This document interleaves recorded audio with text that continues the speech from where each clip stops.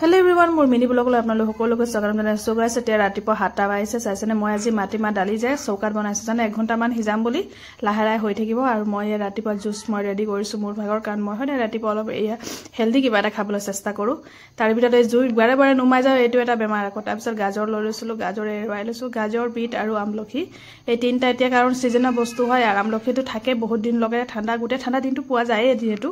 তো একানে আমলখি বেছিভাগ খাবলৈ চেষ্টা কৰো আৰু তো ইয়া ৰাতিপুৱা মই চাহ নাখাই ৰাতিপুৱা চাহৰ হলনি মই এয়া খাওঁ মানুহজনৰ কাৰণে কোমল চাউল তিয়াই দিছো আৰু আজি ৰুটি চুটি একো নকৰো আজি কোমল চাউল বনাই দিম কাৰণ মানুহজন লৈছে ছুটি যাব মেডিকেললে বিফালে ভাইটিয়ে মাক লৈ আৰি আছে ডিব্ৰুগড় জানো আজি এডমিটে কৰে নে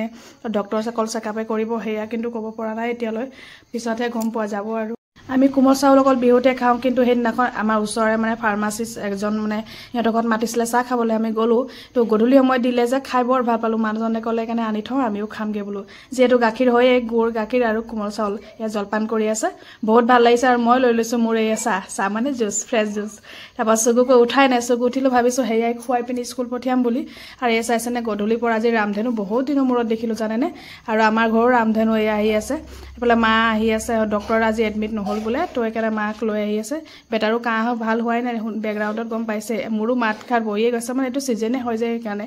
এই আহি পালে মা কিন্তু সুস্থ দেই আগতকে বহুত সুস্থ হৈ আছে তো বহি আহিছে যে অকমান ভৰি ফুলি গৈছে মানে এই বস বেলুন টুমাই থোৱা কাৰণে ভৰি চেপাকাই আছে বুলি কৈ আছে তাৰপা মোৰ মিনি ব্লগটো চাই কেনে পালে নিশ্চয় জানে ভাল লাগিলে লাইক কমেন্ট শেয়াৰ সাবস্ক্ৰাইব কৰিবলৈ